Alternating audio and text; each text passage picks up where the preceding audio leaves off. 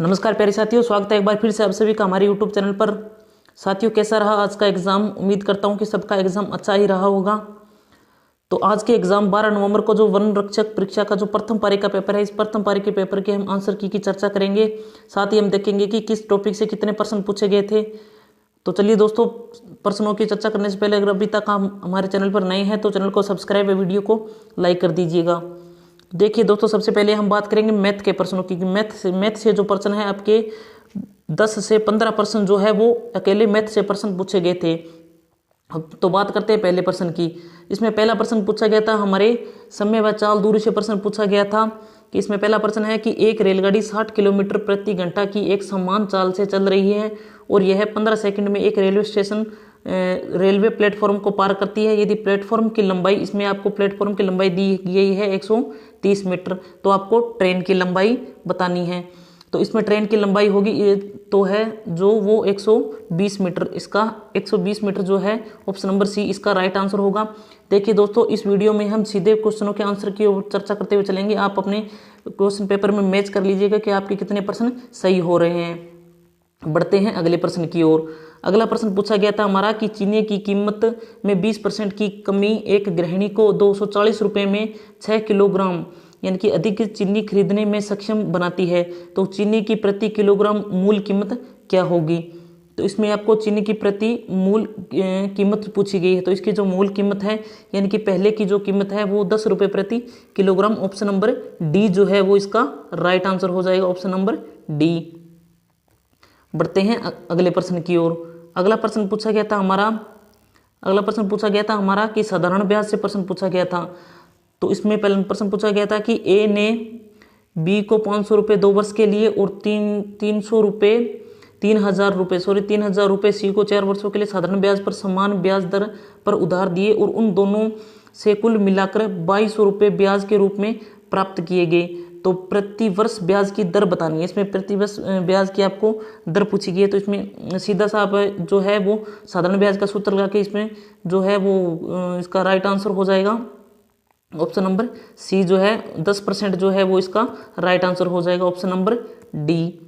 बढ़ते हैं अगले प्रश्न की ओर। अगला प्रश्न पूछा गया था हमारा HCF LCM से प्रश्न पूछा गया था कि दो संख्याओं का गुणनफल है जो वो 6,760 रुपये हैं और उनका जो मैथ से आपको दिया हुआ है 13।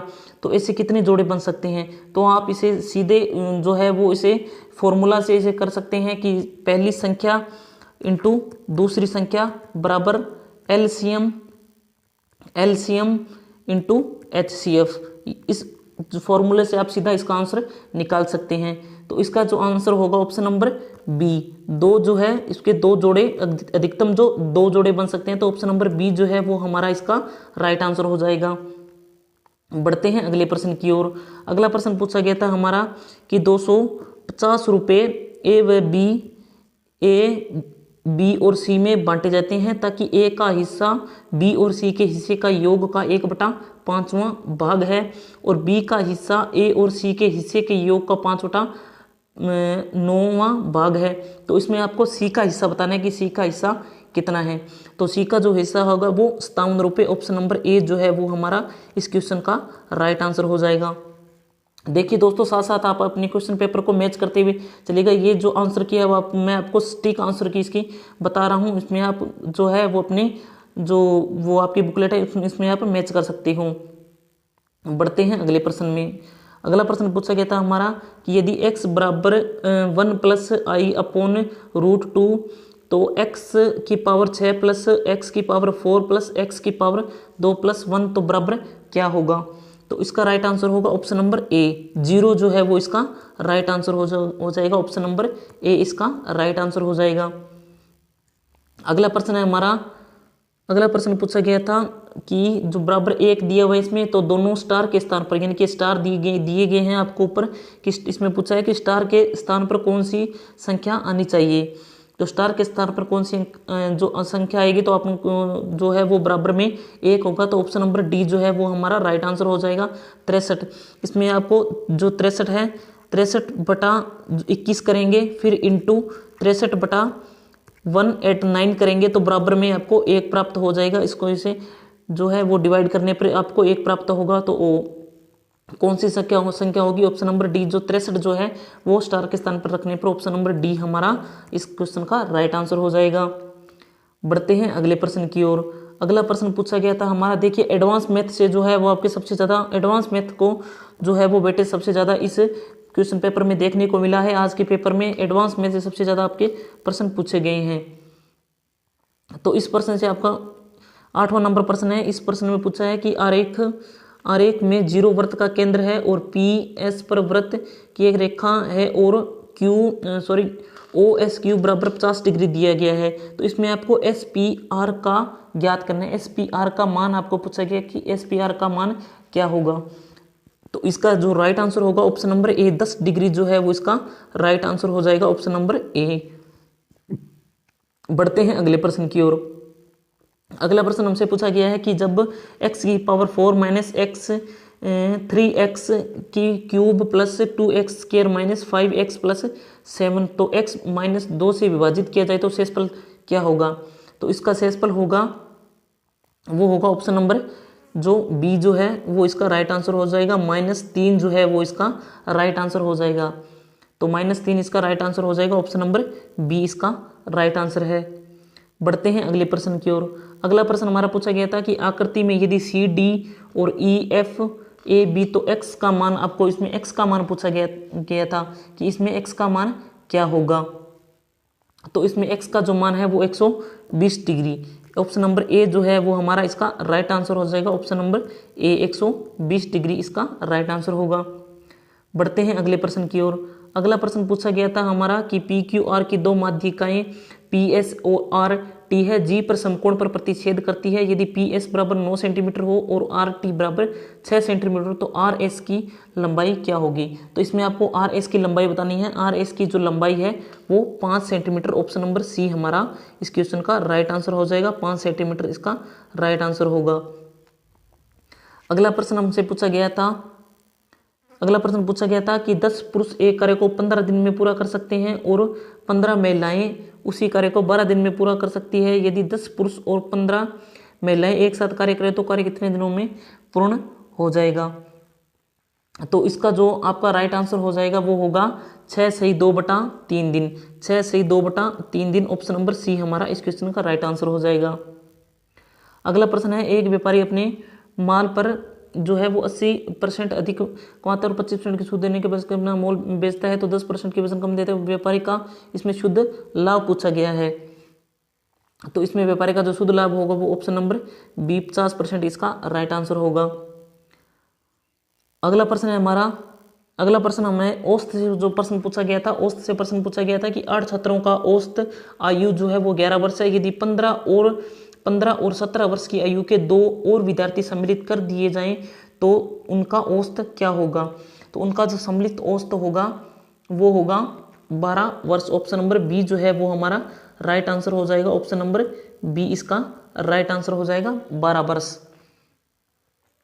अगला प्रश्न है हमारा कि यदि हम किसी भिन्न को समय से गुणा करें और यदि गुणनफल को उसके व्युत्क्रम के वर्ग से भाग दें तो प्राप्त भिन्न 18 से ही 26/27 है, तो मूल भिन्न क्या होगी? तो इसमें आपसे मूल भिन्न पूछी गई है। तो मूल भिन्न जो है वो होगी ऑप्शन नंबर सी 2 सही 2/3 जो है, ऑप्शन नंबर सी इसका राइट आंसर हो जाएगा। देखिए दोस्तों, ये तो 15 प्रश्न पूछे गए थे आपके मैथ से। आगे प्रश्न है साइंस से। साइंस से प्रश्न पूछा गया था कि उच्च सीटेन संख्या लेकिन निम्न ऑक्टेन संख्या वाला ईंधन निम्न में से किस ईंधन के लिए आदर्श है? क्या पेट्रोल इंजन के लिए, या स्टीम भाप इंजन के लिए, या हीट उष्मा इंजन के लिए, या डीजल इंजन के लिए? तो इसका राइट आंसर जो होगा वो ऑप्शन नंबर ए, पेट्रोल इंजन इसका राइट आंसर होगा, ऑप्शन नंबर ए। अगला प्रश्न पूछा गया था कि RDAR का पूर्ण रूप क्या होगा? तो RADAR का पूर्ण रूप होगा radio detection and ranging. Option number D जो है वो हमारा इस क्वेश्चन का राइट आंसर हो जाएगा, option number D, radio detection and ranging. Next प्रश्न है कि संवेग का एसआई मात्रक क्या होगा? मात्रक से प्रश्न पूछा गया था कि संवेग का जो एसआई मात्रक है वो क्या होगा? तो आप सभी को पता है कि संवेग का जो एसआई मात्रक है वो होगा किलोग्राम मीटर पर सेकंड -1। जो है वो इसका राइट आंसर होगा, ऑप्शन नंबर डी इसका राइट आंसर होगा। अगला प्रश्न है कि हल्दी के किस भाग से हल्दी पाउडर प्राप्त किया जाता है। तो हल्दी के जो कौन सा भाग है जिसे हल्दी पाउडर प्राप्त किया जाता है, क्या बीज से या सूखे प्रकंद से या सीधे फल से या सूखे जड़ से। तो ऑप्शन नंबर बी जो है वो हमारा इस क्वेश्चन का राइट आंसर हो जाएगा, सूखे प्रकंद से। सूखे प्रकंद से जो है वो हल्दी के पाउडर प्राप्त किया जाता है। नेक्स्ट प्रश्न है हमारा कि संचार में प्रयुक्त होने वाला फाइबर ऑप्टिक केबल सिद्धांत किसके सिद्धांत पर कार्य करता है। यानी कि संचार में प्रयुक्त होने वाला जो ऑप्टिकल फाइबर है के सिद्धांत किस सिद्धांत पर कार्य करता है। ऑप्टिकल फाइबर जो है वो आपका पूर्ण आंतरिक परावर्तन यानी कि प्रकाश का जो पूर्ण आंतरिक परावर्तन पर के सिद्धांत पर आधारित है। प्रकाश जो ऑप्टिकल फाइबर है केबल प्रकाश के पूर्ण आंतरिक परावर्तन यानी कि ऑप्शन नंबर सी इस क्वेश्चन का राइट आंसर हो जाएगा। नेक्स्ट प्रश्न हमसे पूछा गया था कि तनाव विकृति वक्र में जो लोच सीमा वह बिंदु है, क्या वह या जहां तक बिना भार लंबाई में वृद्धि होती है, या जहां तक तनाव विकृति में समानुपाती होता है, या जहां कठोरता अधिकतम होती है, या जहां तक अगर भार घटाया जाए तो मूल लंबाई और आकार पुनः प्राप्त होता है। तो इसका जो राइट आंसर होगा वो होगा option number B. Option number B जो है इस क्वेश्चन का राइट आंसर हो जाएगा कि जहां तक तनाव विकृति और समानुपाती के समानुपाती होता है। तो इस क्वेश्चन का राइट आंसर हो जाएगा option number B. Next 22 number question है हमारा कि निम्नलिखित में से कौन सा मानव शरीर में एक अवशेषी अंग है। क्या मानव शरीर का अवशेषी अंग अकल दाढ़ है, या थायराइड है, या पित्ताशय है, या प्लीहा है। तो इसका राइट आंसर हो जाएगा ऑप्शन नंबर ए, अकल दाढ़ जो है वो इसका राइट आंसर हो जाएगा। ऑप्शन नंबर ए मानव का एक पित्ताशय अवशेषी अंग हो जाएगा। अगला प्रश्न हमारा 23 नंबर प्रश्न है। 23 नंबर पूछा गया था कि निम्न में से कौन सा जो है वो जल शोषक का सबसे अच्छा उदाहरण है। तो जल शोषक का जो अच्छा उदाहरण है वो सिलिका जेल ऑप्शन नंबर ए जो है वो हमारा इस क्वेश्चन का राइट आंसर हो जाएगा, सिलिका जेल। नेक्स्ट प्रश्न पूछा गया था सुमेलित से, यानी कि आपको इसमें सुमेलित करके बताना है कि इसमें सुमेलित करके बताना है कि कौन सा जो है वो इसका राइट आंसर हो जाएगा।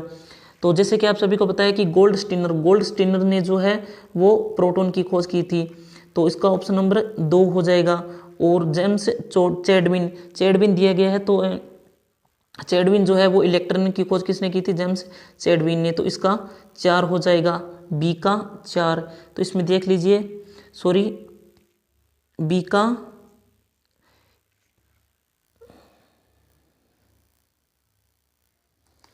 इसमें बी का जो है बी का हो जाएगा, बी का 3 नंबर हो जाएगा न्यूट्रॉन, बी का 3 नंबर हो जाएगा न्यूट्रॉन। तो आपका राइट आंसर जो होगा वो होगा option number C. Option number C जो है वो हमारा राइट आंसर हो जाएगा। 2, 3, 4 और 1 इसका राइट आंसर हो जाएगा ऑप्शन नंबर सी। अगला प्रश्न पूछा गया था हमारा कि पाइरेलियोमीटर का प्रयोग किसको मापने में किया जाता है। क्या पाइरेलियोमीटर का प्रयोग सौर विकिरण को मापने में, या हवा का तापमान मापने, या सूर्य के धब्बे, या पौधों का तापमान।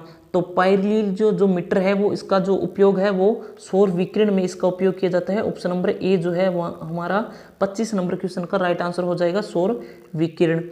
नेक्स्ट प्रश्न पूछा गया था हमारा कि मिर्च में तीखापन किसकी उपस्थिति के कारण होता है। तो मिर्च में जो तीखापन है वो कैप्साइन ऑप्शन नंबर डी जो है वो हमारा राइट आंसर हो जाएगा। कैप्साइन के कारण जो है वो मिर्च का तीखापन होता है। नेक्स्ट प्रश्न पूछा गया था हमारा कि पेट्रोल में एथिलीन या डाइब्रोमाइड मिलाने पर बनता है। क्या लैंड ऑक्साइड के विलोपन में सहायक मिलती है, या ईंधन की ऑक्टेन संख्या बढ़ जाती है, या ईंधन की जो टेट्राथीन लेड के प्रतिस्थापन की तरह कार्य करता है, या पेट्रोल में से सल्फर यौगिक हटता है। तो इसका राइट जो आंसर होगा वो ईंधन की ऑक्टेन संख्या बढ़ जाती है। ऑप्शन नंबर बी जो है वो है हमारा इस क्वेश्चन का राइट आंसर हो जाएगा। नेक्स्ट प्रश्न पूछा गया था हमारा कि पाइस के कुछ गुण हैं। कि पाइस प्रकाश प्रकीर्णन करते हैं और इसलिए ये टिंडन प्रभाव प्रदर्शित करते हैं, या तेलीय पाइस जलीय पाइस की अपेक्षा अधिक विस्कल या चिपचिपे होते हैं। तो इसका राइट जो आंसर हो जाएगा ऑप्शन नंबर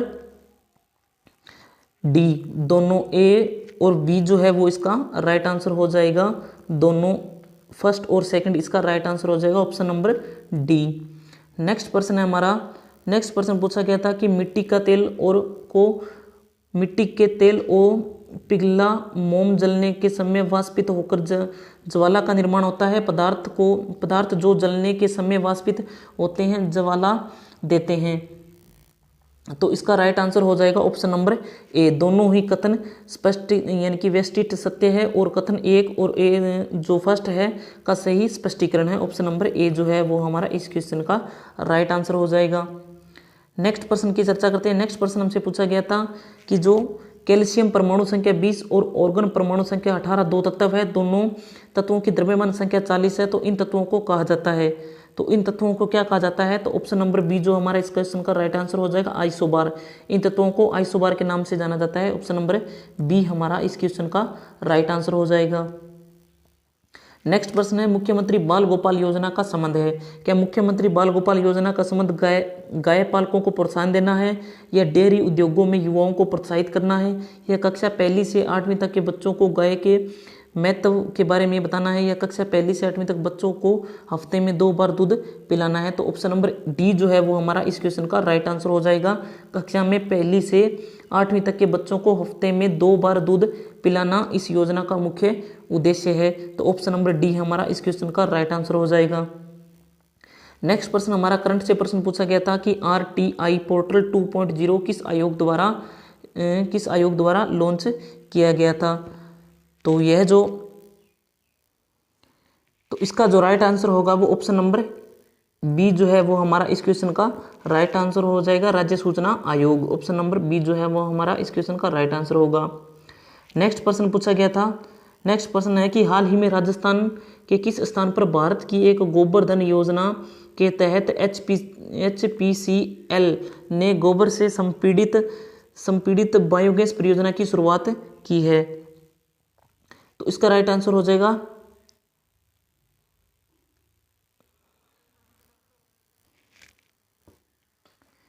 देखिए इसमें मार्च 2022 में जो है वो राजस्थान का स्थान कौन सा रहा था? राजस्थान का स्थान रहा था चौथा स्थान। ऑप्शन नंबर ए जो है वो हमारा इस क्वेश्चन का राइट आंसर हो जाएगा। नेक्स्ट प्रश्न है कि राजस्थान सरकार द्वारा वरिष्ठ नागरिक तीर्थ यात्रा योजना 2022 में संशोधन के तहत वरिष्ठ नागरिक द्वारा सहायक ले जाने के लिए उम्र 65 के स्थान पर बढ़ी जानी चाहिए। तो इसका जो राइट आंसर है ऑप्शन नंबर सी 70 वर्ष, यानी कि 70 वर्ष। ऑप्शन नंबर सी जो है वह हमारा इस क्वेश्चन का राइट आंसर हो जाएगा। नेक्स्ट प्रश्न है कि जुलाई 2022 में राजस्थान सरकार ने किस देश की 11 कंपनियों के साथ MOU पर हस्ताक्षर किए हैं, जिसमें से 1338 करोड़ रुपए का निवेश होगा? क्या जापान, या फ्रांस, उत्तरी कोरिया, या अमेरिका? तो ऑप्शन नंबर ए जापान जो है वो हमारा इस क्वेश्चन का राइट आंसर हो जाएगा, जापान। ऑप्शन नंबर ए। नेक्स्ट प्रश्न पूछा गया था करंट से कि मई 2022 में मुख्यमंत्री अशोक गहलोत ने REVP नीति को मंजूरी दी है। इसमें REVP में आपसे ई का अर्थ पूछा गया, तो ई का मतलब है इलेक्ट्रिक हो जाएगा, इलेक्ट्रिक। ऑप्शन नंबर बी हमारा इस क्वेश्चन का राइट आंसर हो जाएगा। नेक्स्ट प्रश्न पूछा गया था कि अगस्त 2022 में राजस्थान उच्च न्यायालय का कार्यकारी मुख्य न्यायमूर्ति किसे नियुक्त किया गया है? तो इसमें का जो कार्यकारी न्यायमूर्ति जो है वो इसे जो है वो हमारे जो मनिंदर मोहन श्रीवास्तव MM श्रीवास्तव जो है वो न्यायमूर्ति MM श्रीवास्तव, यानी कि ऑप्शन नंबर सी न्यायमूर्ति मनिंदर मोहन श्रीवास्तव नियुक्त किए गए थे, न्यायमूर्ति Maninder Mohan Srivastava. Option number C हमारा इस क्वेश्चन का राइट आंसर हो जाएगा। नेक्स्ट प्रश्न पूछा गया था हमारा कि राजस्थान सरकार ने मुख्यमंत्री राजस्थान आर्थिक परिवर्तन सलाहकार परिषद का जो कार्यकाल है वो कब तक के लिए बढ़ा दिया गया है? तो इसका जो कार्यकाल है वो दिसंबर 2023 तक बढ़ा दिया गया है। ऑप्शन नंबर सी जो है वो हमारा इस क्वेश्चन का राइट आंसर हो जाएगा, दिसंबर 2023। आगे हमारा जो है वो जीके से प्रश्न पूछे गए थे, तो जीके से जो है वो आपके 60% जो है वो अकेले जीके से प्रश्न पूछे गए थे। तो इसमें पहला प्रश्न पूछा गया था कि विग्रहराज चरित रचना हरिकेली है। क्या हरिकेली एक काव्य है, या नाटक है, या उपन्यास है, या अभिलेख है? जैसा कि आप सभी को पता ही है कि विग्रहराज की रचना जो है वो एक हरिकेली नाटक है। ऑप्शन नंबर बी जो है वो हमारा इस क्वेश्चन का राइट आंसर हो जाएगा, ऑप्शन नंबर बी। नेक्स्ट प्रश्न पूछा गया था कि राजस्थान की जलवायु के बारे में निम्नलिखित कथनों में पढ़िए और सही कथन करने को चयन करना है। तो इसमें पहला है कि पूर्व से पश्चिम की ओर एवं दक्षिण से उत्तर की ओर वर्षा की मात्रा घटती है। और सेकंड है रेत की अधिकता के कारण दैनिक व वार्षिक तापांतर अधिक पाया जाता है। थर्ड है ग्रीष्म ऋतु में उच्च दैनिक तापांतर 49 डिग्री सेल्सियस तक पहुंच जाता है। तो इसमें तीनों जो है वो आपके सही हो जाएंगे, तीनों इसके राइट आंसर हो जाएगा ऑप्शन नंबर डी।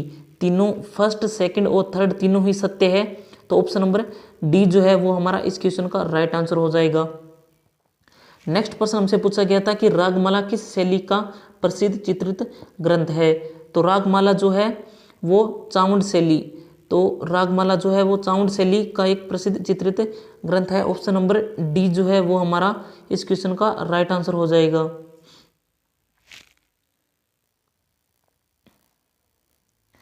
नेक्स्ट प्रश्न हमसे पूछा गया था कि जो है कि पटेलिया, लालर, मुम्बल और बिछियो है, क्या यह राजस्थानी आभूषण है या राजस्थानी लोकनाट्य है या राजस्थानी लोकगीत है या राजस्थानी लोक वाद्य यंत्र है। तो जो पटेलिया, लालर, मुम्बल और बिछिया जो है वो राजस्थान के प्रसिद्ध लोकगीत है। ऑप्शन नंबर सी राजस्थानी लोकगीत, ऑप्शन नंबर सी हमारा इस क्वेश्चन का राइट आंसर हो जाएगा। नेक्स्ट प्रश्न पूछा गया था कि चार चौमा का शिव मंदिर राजस्थान के किस जिले में अवस्थित है। तो चार चौमा का जो शिव मंदिर है, जैसा कि आप सभी को पता ही है, तो चार चौमा का शिव मंदिर जो है वो हो जाएगा आपका कोटा, यानी कि ऑप्शन नंबर डी जो है वो हमारा इस क्वेश्चन का राइट आंसर हो जाएगा कोटा, ऑप्शन नंबर डी। चार चौमा का जो शिव मंदिर है वो राजस्थान में कोटा जिले में स्थित है, ऑप्शन नंबर डी इसका राइट आंसर हो जाएगा। नेक्स्ट प्रश्न हमसे पूछा गया था कि राजस्थान के प्रथम विपक्ष के नेता कौन थे। क्या लक्ष्मण सिंह जो है वो राजस्थान के प्रथम विपक्ष के नेता थे, या रामनारायण चौधरी थे, या परसराम मदेरणा, या जसवंत सिंह। तो ऑप्शन नंबर बी जो है वो हमारा इस क्वेश्चन का राइट आंसर हो जाएगा। रामनारायण चौधरी जो है वो प्रथम विपक्ष के नेता थे, ऑप्शन नंबर बी हमारा इस क्वेश्चन का राइट आंसर हो जाएगा। नेक्स्ट प्रश्न पूछा गया था कि आजम और जाजम प्रिंट राजस्थान के किस जिले में प्रसिद्ध है। तो आजम और जो जाजम प्रिंट है वो राजस्थान में चित्तौड़गढ़ जिले के प्रसिद्ध है, ऑप्शन नंबर ए जो है वो हमारा इस क्वेश्चन का राइट आंसर हो जाएगा। नेक्स्ट प्रश्न पूछा गया था कि उदयपुर राज्य का राजस्थान में विलय कब हुआ। कि जैसे कि आप सभी को पता है कि उदयपुर जो राज्य है वो राज्य एकीकरण के समय जो हमारा जो तीसरा चरण है, तीसरे चरण में राजस्थान का विलय हुआ था। और तीसरा जो चरण है वो 18 अप्रैल 1948, 18 अप्रैल 1948, ऑप्शन नंबर ए जो है वो हमारा इस क्वेश्चन का राइट आंसर हो जाएगा, ऑप्शन नंबर ए। नेक्स्ट प्रश्न पूछा गया था कि राजस्थान के जो जिलों को पूर्व से पश्चिम की ओर सही क्रम में व्यवस्थित, यानी कि पूर्व से पश्चिम की ओर आपको सही क्रम में व्यवस्थित करना है। तो इसमें पूर्व से पश्चिम की ओर अगर अपने देखें तो सबसे पहले आता है धौलपुर, फिर आता है धौलपुर के बाद आता है अजमेर, 4 3 और अजमेर के बाद आता है पाली, 4 3 2 और नेक्स्ट लास्ट बच गया अपना जैसलमेर, 4 3 2 1, 4 3 2 1 जो है वो हमारा डी ऑप्शन इसका राइट आंसर हो जाएगा, 4 3 2 1, ऑप्शन नंबर डी इसका राइट आंसर हो जाएगा। नेक्स्ट 50 नंबर प्रश्न है हमारा।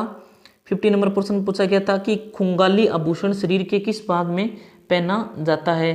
तो खुंगाली जो आभूषण है वो शरीर के किस भाग में पहना जाता है, ये आपको पूछा गया था। तो खुंगाली जो आभूषण है वो शरीर के गले में पहने जाने वाला आभूषण है, ऑप्शन नंबर सी जो है वो हमारा राइट आंसर हो जाएगा, ऑप्शन नंबर सी। नेक्स्ट प्रश्न है कि आंगी बाण के संपादक थे। जैसा कि आप सभी को पता है कि आंगी बाण के संपादक कौन थे, या रामनारायण चौधरी थे, या हरिभाऊ उपाध्याय थे, या ऋषिदत्त मेहता थे, या जयनारायण व्यास थे। तो आंगी बाण के जो संपादक है वो थे जयनारायण व्यास, आंगी बाण के संपादक जयनारायण व्यास, ऑप्शन नंबर डी हमारा इस क्वेश्चन का राइट आंसर हो जाएगा। नेक्स्ट प्रश्न पूछा गया था दोस्तों कि वह स्थान जिसे प्राचीन भारत का टाटानगर कहा जाता है। तो ये तो सबसे आसान प्रश्न था कि प्राचीन भारत का टाटानगर जो है वो रेड टोंक को कहा जाता है, ऑप्शन नंबर डी जो है वो हमारा इस क्वेश्चन का राइट आंसर हो जाएगा। नेक्स्ट प्रश्न हमसे पूछा गया था कि निम्न में से कौन सा अभिलेख महाराणा कुंभा के लेखन पर प्रकाश डालता है। क्या राज प्रशस्ति या राय सिंह प्रशस्ति या कीर्ति स्तंभ प्रशस्ति या जगन्नाथ प्रशस्ति। तो कीर्ति स्तंभ प्रशस्ति जो है वो महाराणा कुंभा के लेखन पर प्रकाश डालता है, क्योंकि जो कीर्ति स्तंभ प्रशस्ति का जो निर्माण है वो महाराणा कुंभा ने ही करवाया था। तो ऑप्शन नंबर सी हमारा इस क्वेश्चन का राइट आंसर हो जाएगा, कीर्ति स्तंभ प्रशस्ति। नेक्स्ट प्रश्न है हमारा, नेक्स्ट प्रश्न पूछा गया था, इसमें ये आपको परियोजना दी हुई है और दूसरा आपको इसमें स्थान दिया गया, इसमें आपको सम्मिलित करना है। तो इसमें जो सिद्धमुख सबसे पहले दिया गया है सिद्धमुख परियोजना। तो जैसा कि आप सभी को पता ही है कि सिद्धमुख परियोजना जो है वो हनुमानगढ़ और चूरू में हो जाएगा, इसका 4 हो जाएगा। और नर्मदा परियोजना जो है वो हो जाएगी आपकी, नर्मदा परियोजना हो जाएगी जालोर और बाड़मेर। जवाई बांध जो है जैसा कि आपसे जवाई नदी पर पाली में है, और जाखम बांध जो है वो प्रतापगढ़ में है। तो ऑप्शन नंबर ए जो है वो हमारा इस क्वेश्चन का राइट आंसर हो जाएगा, ऑप्शन नंबर ए। नेक्स्ट प्रश्न पूछा गया था हमारा कि नेक्स्ट प्रश्न है कि प्रधानमंत्री मत्स्य संपदा योजना की अवधि क्या है, कि प्रधानमंत्री मत्स्य संपदा योजना की अवधि आपसे पूछी गई है। तो इसका राइट आंसर जो हो जाएगा वो हो जाएगा 5 वर्ष। प्रधानमंत्री मत्स्य संपदा योजना की जो अवधि है वो 5 वर्ष हो जाएगी, ऑप्शन नंबर बी हमारा इस क्वेश्चन का राइट आंसर हो जाएगा। नेक्स्ट प्रश्न है बिलों के वस्त्रों के संदर्भ में फेंटा है। फेटा जिस प्रकार से आप सभी को बताया कि बिलों के वस्त्रों में जो फेटा है वो एक प्रकार का सिर का वस्त्र हो जाएगा, यानी कि सिर की पगड़ी। ऑप्शन नंबर सी जो है वो हमारा इस क्वेश्चन का राइट आंसर हो जाएगा, ऑप्शन नंबर सी। नेक्स्ट प्रश्न पूछा गया था कि राव बीका ने किस वर्ष बीकानेर नगर की स्थापना की थी। देखिए इसमें बीकानेर नगर पूछा गया है आपको कि राव बीका ने बीकानेर नगर की स्थापना कब की थी। तो राव बीका ने बीकानेर की नगर की स्थापना जो है वो 1488 में की थी, ऑप्शन नंबर बी हमारा इस क्वेश्चन का राइट आंसर हो जाएगा। नेक्स्ट पूछा गया था कि भारतीय प्राचीन लिपिमाला के प्रसिद्ध लेखक थे। देखिए दोस्तों आप सभी को जैसे कि पता होगा, अगर आपने वनपाल परीक्षा का जो पेपर देखा था, इसमें जो सेकंड पारी का पेपर है उसमें ये प्रश्न हूबहू यही प्रश्न पूछा गया था कि भारतीय प्राचीन लिपिमाला के प्रसिद्ध लेखक है। तो इसके जो ये प्रश्न रिपीट हुआ है तो इसका राइट आंसर हो जाएगा option number A, Gaurishankar Hiranand Ojha जो है वो भारतीय प्राचीन लिपिमाला के प्रसिद्ध लेखक है। ऑप्शन नंबर ए हमारा इस क्वेश्चन का राइट आंसर हो जाएगा। नेक्स्ट प्रश्न पूछा गया था कि अधोलिखित युद्धों का जो सही कालानुक्रम क्या होगा। तो जैसा कि आप सभी को पता ही है कि तराइन का जो युद्ध है वो 1191 में हुआ था मोहम्मद गौरी और पृथ्वीराज चौहान के मध्य। अगर नेक्स्ट है हल्दीघाटी का युद्ध, आप सभी को पता है कि हल्दीघाटी का युद्ध है वो 1576 ईस्वी में हुआ था, और दिवेर का युद्ध है वो 1582 ईस्वी में, और गिरिशमेल का युद्ध है वो 1544 ईस्वी में गिरिशमेल का युद्ध हुआ था। तो इसमें आपको सम्मिलित करना है। तो सबसे पहले है युद्धों का सही कालानुक्रम जो आपको सेट करके बताना है। देखिए इसका जो राइट आंसर होगा 1 4 2 3, 1 4 2 3, ऑप्शन नंबर डी जो है वो हमारा इस क्वेश्चन का राइट आंसर हो जाएगा। बढ़ते हैं नेक्स्ट प्रश्न की ओर। नेक्स्ट प्रश्न हमसे पूछा गया था कि डूंगरजी जवार जी किस जिले से थे। जैसा कि आप सभी को पता है कि डूंगरजी जवार जी का संबंध जो है वो सीकर जिले से इनका संबंध रहा है। शेखावटी जो प्रदेश है वो डूंगरजी जवार जी के लिए प्रसिद्ध क्षेत्र माना जाता है, सीकर जिला, जो ऑप्शन नंबर बी हमारा इस क्वेश्चन का राइट आंसर हो जाएगा। नेक्स्ट प्रश्न है कि कौन सी वित्तीय संस्थान राजस्थान के हस्तशिल्प के विकास के लिए उत्तरदायी है। तो राजसिको जो है वो राजस्थान में का वित्तीय संस्थान के लिए हस्तशिल्प के लिए विकास के लिए उत्तरदायी है, राजसिको, ऑप्शन नंबर डी हमारा इस क्वेश्चन का राइट आंसर हो जाएगा। नेक्स्ट प्रश्न हमसे पूछा गया था कि सूची 1 और सूची 2 को सम्मिलित करना है। तो सूची 1 और सूची 2 को सम्मिलित से आपको से प्रश्न पूछा गया था। तो इसमें जैसे कि आप सभी को बताया कि जसवंत थड़ा जो है वो जोधपुर में स्थित है, तो इसका 3 हो जाएगा। लालगढ़ जो है वो बीकानेर में है, 4। फूल सागर महल जो है वो उदयपुर हो जाएगा। जगदीश मंदिर फूल सागर महल बूंदी में हो जाएगा। जगदीश मंदिर जो है वो आपका उदयपुर में हो जाएगा। तो इसमें देखिए इसमें हो जाएगा आपका जसवंत थड़ा जोधपुर, यानी कि 3 4 2 1, 3 4 2 1, ऑप्शन नंबर डी हमारा इस क्वेश्चन का राइट आंसर हो जाएगा, ऑप्शन नंबर डी। नेक्स्ट प्रश्न है हमारा, नेक्स्ट प्रश्न हमसे पूछा गया था। नेक्स्ट प्रश्न है कि राजस्थान की SDG रिपोर्ट किसके द्वारा जारी की जाती है। तो राजस्थान की SDG जो रिपोर्ट है वो जनगणना कार्य निदेशालय राजस्थान के द्वारा STG रिपोर्ट जारी की जाती है। ऑप्शन नंबर ए जो है वो हमारा इस क्वेश्चन का राइट आंसर हो जाएगा। नेक्स्ट प्रश्न है कि मार्च 2018 में स्थापित राजस्थान के पहले मेगा फूड पार्क के संबंध में निम्नलिखित कथनों पर विचार करें और सही कथन को चिन्हित करें। तो इसमें जो है इसका उद्घाटन केंद्रीय खाद्य प्रसंस्करण उद्योग मंत्री हरसिमरत कौर बादल ने किया था, ये भी सही है। और दूसरा है इसे स्मार्ट मेगा फूड पार्क के नाम से जाना जाता है, तो इसका भी दूसरा भी सही है। तीसरा है यह रूपनगढ़ अजमेर में स्थित है, तो इसका ये भी सही हो जाएगा। तो इसका जो राइट आंसर हो जाएगा, सॉरी दोस्तों, इसका राइट आंसर देखिए दोस्तों, इसका जो राइट आंसर होगा वो होगा आपका option number B. Option number B पहला और तीसरा। दूसरा जो है वो आपका गलत हो जाएगा क्योंकि इसमें सही पूछा गया है, तो पहला और तीसरा जो है वो आपका सही हो जाएगा। ऑप्शन नंबर बी इसका राइट आंसर हो जाएगा।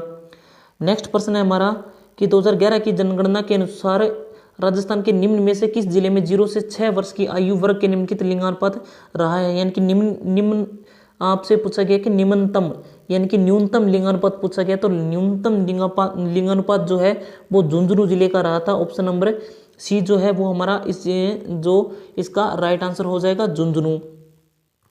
बढ़ते हैं नेक्स्ट प्रश्न की ओर। नेक्स्ट प्रश्न हमसे पूछा गया था कि कर्नल जेम्स टोड ने किस युद्ध को मेवाड़ का मैराथन कहा था। जैसा कि आप सभी को पता है कि मेवाड़ का जो मैराथन है वो दिवेर के युद्ध को कहा जाता है, और मेवाड़ की थर्मोपोली जो है वो हल्दीघाटी के युद्ध को मेवाड़ की थर्मोपोली कहा जाता है। तो इसमें पहले पूछा गया मेवाड़ का मैराथन दिवेर के युद्ध को कहा गया था। ऑप्शन नंबर सी हमारा इस क्वेश्चन का राइट आंसर हो जाएगा। नेक्स्ट प्रश्न हमसे पूछा गया था कि सम्राट अकबर ने किस संत को फतेहपुर सीकरी में आमंत्रित किया था। तो सम्राट अकबर ने दादू दयाल जी को जो है वो फतेहपुर सीकरी में आमंत्रित किया था। ऑप्शन नंबर सी हमारा इस क्वेश्चन का राइट आंसर हो जाएगा, दादू दयाल जी। नेक्स्ट प्रश्न है कि लसाड़िया का पठार अवस्थित है। तो जैसा कि आप सभी को पता है कि लसाड़िया का जो पठार है वो उदयपुर में स्थित है। ऑप्शन नंबर बी हमारा इस क्वेश्चन का राइट आंसर हो जाएगा। नेक्स्ट प्रश्न पूछा गया था कि राजस्थान ने हाल ही में तेंदुए के संरक्षण के पायलट प्रोजेक्ट शुरू किया है, निम्नलिखित में से कौन सा तेंदुआ पायलट प्रोजेक्ट में शामिल नहीं है। तो इसमें आपको नहीं पूछा गया है, तो जलाना आमागढ़ संरक्षण रिजर्व जो है वो इसमें मनसा माता है, इसमें डी नंबर जो ऑप्शन आपका राइट आंसर होगा, मनसा माता संरक्षण रिजर्व झुंझुनू में स्थित है, जो इसमें जो प्रोजेक्ट में शामिल नहीं है। ऑप्शन नंबर डी इसका राइट आंसर हो जाएगा। नेक्स्ट प्रश्न है हमारा, नेक्स्ट प्रश्न पूछा गया था कि किस लोक देवता का मंदिर लूणी नदी के किनारे स्थित है। तो जैसा कि आप सभी को पता है कि लूणी नदी के जो किनारे मंदिर है वो किसका मंदिर स्थित है। क्या मल्लीनाथ जी का मंदिर लूणी नदी के किनारे स्थित है, या हड़बू जी का, तेजा जी का, या पापू जी का। तो ऑप्शन नंबर ए हमारा इस क्वेश्चन का राइट आंसर हो जाएगा, मल्लीनाथ जी का जो मंदिर है वो लूणी नदी के किनारे स्थित है। नेक्स्ट प्रश्न है कि बिलाड़ा का संबंध किस लोक देवी से है। तो बिलाड़ा जो जोधपुर में स्थित है, बिलाड़ा कहाँ स्थित है, बिलाड़ा जोधपुर में स्थित है, का संबंध किस लोक देवी थे, बिलाड़ा जोधपुर में। आई माता का जो मंदिर है वो बिलाड़ा जोधपुर में हो जाएगा। ऑप्शन नंबर ए हमारा इस क्वेश्चन का राइट आंसर हो जाएगा। नेक्स्ट प्रश्न है कि पन्ना मीना का कुंड स्थित है। तो पन्ना मीना का जो कुंड है वो कहाँ, तो पन्ना मीना का जो कुंड है वो राजस्थान में कहाँ स्थित है। तो पन्ना मीना का कुंड उदयपुर में स्थित है। ऑप्शन नंबर बी हमारा इस क्वेश्चन का राइट आंसर हो जाएगा। नेक्स्ट प्रश्न हमसे पूछा गया था, नेक्स्ट प्रश्न है वेणेश्वर का मेला कब बढ़ता है। कि वेणेश्वर का मेला जो है वो कब बढ़ता है। जैसा कि आप सभी को पता है कि वेणेश्वर धाम का मेला जिसे आदिवासियों का कुंभ कहा जाता है, तो माघ पूर्णिमा को यह मेला बढ़ता है। ऑप्शन नंबर ए जो है वो हमारा इस क्वेश्चन का राइट आंसर हो जाएगा, ऑप्शन नंबर ए। नेक्स्ट प्रश्न हमसे पूछा गया था कि लालनाथ जी निम्नलिखित में से किस संप्रदाय के संत थे। तो लालनाथ जी जो है वो जसनाती संप्रदाय के संत संप्रदाय से संबंधित था, इनका जसनाती संप्रदाय से। ऑप्शन नंबर डी जो है वो हमारा इस क्वेश्चन का राइट आंसर हो जाएगा। नेक्स्ट प्रश्न पूछा गया था कि महान सीमा भ्रंश राजस्थान के किस भाग में मिलता है।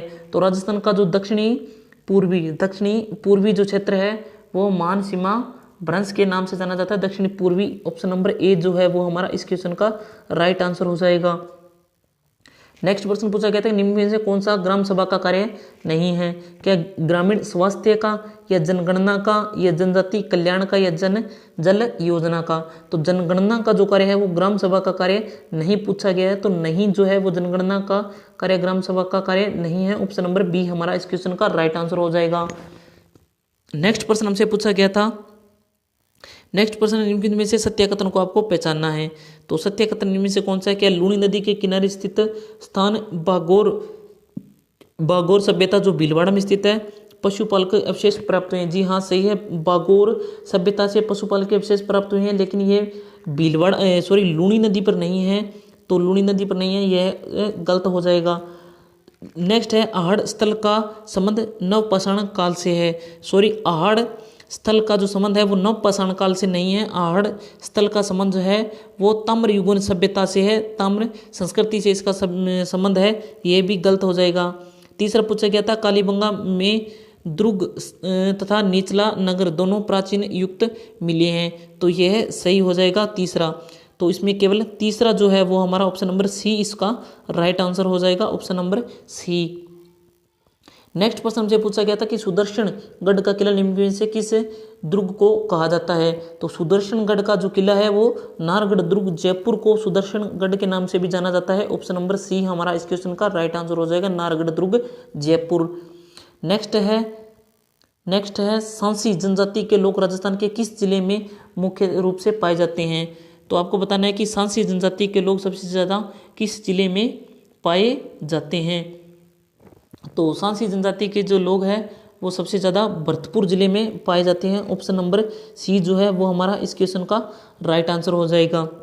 नेक्स्ट प्रश्न हमसे पूछा गया था कि जयपुर मेट्रो रेल की व्यावसायिक सेवाओं की शुरुआत किस वर्ष की गई थी? क्या 2010 में, या 2015 में, या 2011 में, या 2013 में? तो जयपुर मेट्रो रेल की जो व्यावसायिक सेवाओं की शुरुआत है वो 2015, ऑप्शन नंबर बी हमारा इस क्वेश्चन का राइट आंसर हो जाएगा, 2015 में शुरुआत की गई थी। अगला प्रश्न पूछा गया था कि राजस्थान के किस जिले की ब्लैक पोट्री फूलदानों, प्लेटों और मटकों के लिए प्रसिद्ध है? तो ब्लैक पोट्री जो है वो आपकी कोटा जिले की प्रसिद्ध है, ऑप्शन नंबर सी जो है वो हमारा राइट आंसर हो जाएगा। नेक्स्ट प्रश्न पूछा गया था हमसे कि आमेर के जय सिंह फर्स्ट को मिर्जा राजा की उपाधि किसने दी थी? क्या आमेर के जो जय सिंह थे, मिर्जा राजा जय सिंह जी ने मिर्जा राजा की उपाधि क्या जहांगीर ने दी थी, या अकबर ने, या शाहजहां ने, या औरंगजेब ने? तो मिर्जा राजा की उपाधि जो है वो शाहजहां ने दी थी, ऑप्शन नंबर सी जो है वो हमारा इस क्वेश्चन का राइट आंसर हो जाएगा। नेक्स्ट प्रश्न पूछा गया था हमारा कि इसमें गलत युग्म को आपको पहचानना है कि कौन सा जो है वो एक गलत युग्म है। पहला दिया गया 84 खंभों की छतरी कोटा, तो 84 खंभों की छतरी कोटा में नहीं बूंदी में स्थित है, बूंदी में। दूसरा है ब्राह्मण देवता की छतरी मंडोर में, और तीसरा है मामा बांजा की छतरी जो है जयपुर, तो जयपुर में नहीं थी, मामा बांजा की छतरी अजमेर में स्थित है। कुंवर पृथ्वीराज की छतरी जो है वो कुंभलगढ़ में स्थित है। तो इसमें आपसे गलत युग्म पूछा गया था, तो गलत जो है वो आपका इसका जो राइट आंसर हो जाएगा, इसमें आपका पहला और तीसरा जो है वो आपका इसका राइट आंसर हो जाएगा, ऑप्शन नंबर डी। नेक्स्ट हमसे पूछा गया था कि अनंतपुर भूकिया और तिमारना माता प्रसिद्ध है, कि तिमारना माता प्रसिद्ध है अनंतपुर भूकिया।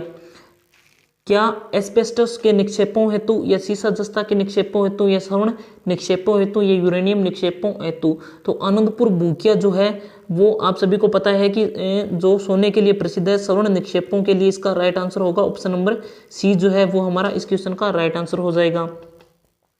नेक्स्ट प्रश्न पूछा गया था हमसे कि पंजाब शाह का उर्स कहाँ बरता है? तो पंजाब शाह का उर्स जो है वो अजमेर जिले में बरता है, ऑप्शन नंबर डी हमारा इस क्वेश्चन का राइट आंसर होगा। नेक्स्ट है चित्रकार निसारुद्दीन और साहिबुद्दीन किस चित्रकला शैली से संबंधित है? तो निसारुद्दीन और साहिबुद्दीन जो है वो मेवाड़ चित्र शैली से इनका संबंध है, ऑप्शन नंबर डी जो है वो हमारा इस क्वेश्चन का राइट आंसर हो जाएगा, मेवाड़। नेक्स्ट है मीणा क्षत्रिय सभा, मीणा क्षत्रिय सभा की स्थापना कब की गई थी? तो मीणा क्षत्रिय सभा की जो स्थापना है वो 1933 ईस्वी में मीणा क्षत्रिय सभा की स्थापना की गई थी, ऑप्शन नंबर डी हमारा इस क्वेश्चन का राइट आंसर हो जाएगा।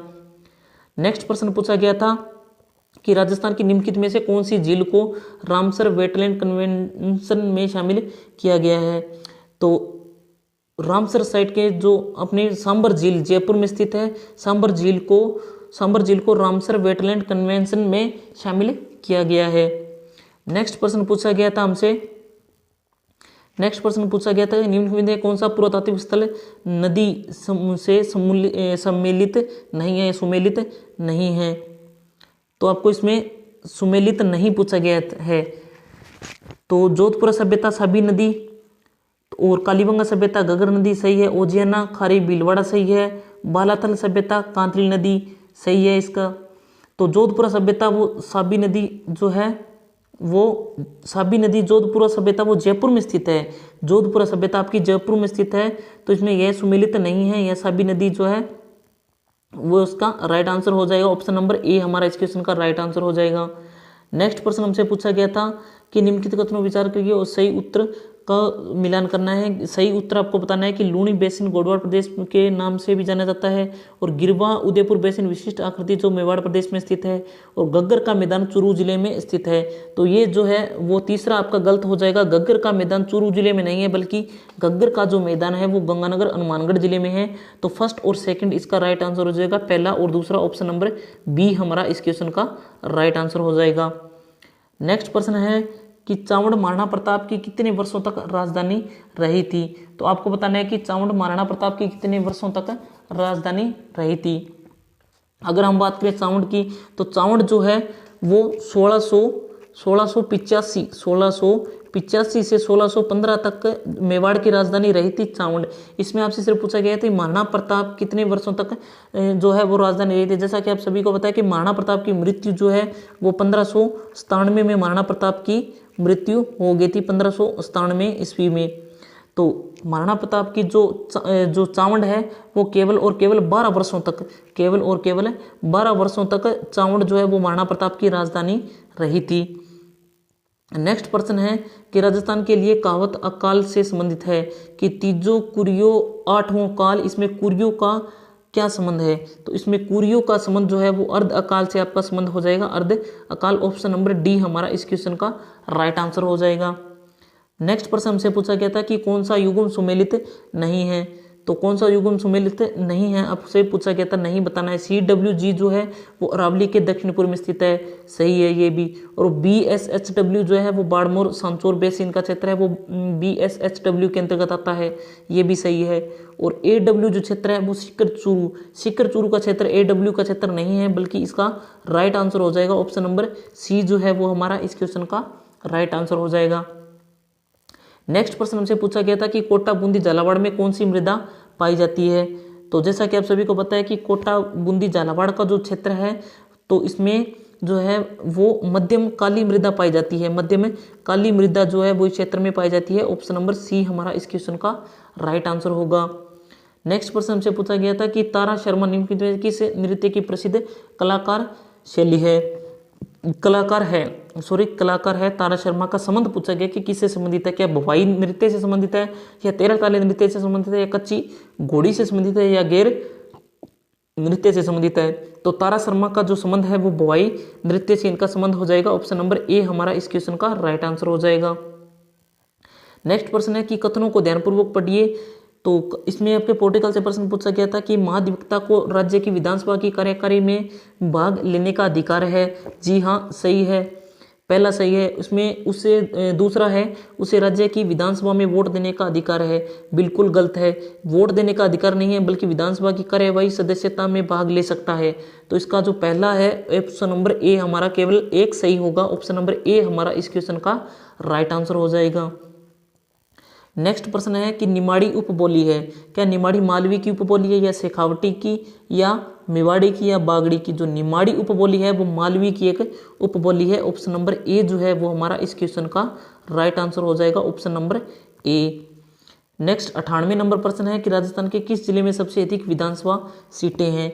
तो सबसे अधिक विधानसभा सीटें जो हैं वो जयपुर जिले में सबसे अधिक विधानसभा सीटें हैं। ऑप्शन नंबर डी हमारा इस क्वेश्चन का राइट आंसर हो जाएगा। नेक्स्ट 99 नंबर प्रश्न है कि राजस्थान में मुख्यमंत्री जिनका जन्म अंतर्राष्ट्रीय महिला दिवस पर हुआ था। तो जैसा कि आप सभी को पता है कि अंतर्राष्ट्रीय महिला दिवस पर वसुंधरा राजे सिंधिया जो है वो इनका जो जन्म है वो अंतर्राष्ट्रीय महिला दिवस के अवसर पर हुआ था। ऑप्शन नंबर सी हमारा इस क्वेश्चन का राइट आंसर हो जाएगा, ऑप्शन नंबर सी। नेक्स्ट प्रश्न, लास्ट प्रश्न है आज का हमारा कि गोवंश की कौन सी नस्ल जो है वो मालानी भी कहलाती है। तो गोवंश की जो थारपारकर नस्ल है इसे मालानी नस्ल के नाम से भी जाना जाता है, ऑप्शन नंबर डी को लॉक कीजिएगा। तो चलिए दोस्तों, ये थे हमारे आज के प्रश्न। कैसी लगी वीडियो अच्छी लगी हो तो वीडियो को लाइक व चैनल को सब्सक्राइब जरूर कीजिएगा। साथ ही अपने दोस्तों तक वीडियो को ज़्यादा से ज़्यादा शेयर कीजिएगा। मिलते हैं नेक्स्ट वीडियो में, तब तक के लिए जय हिंद जय भारत।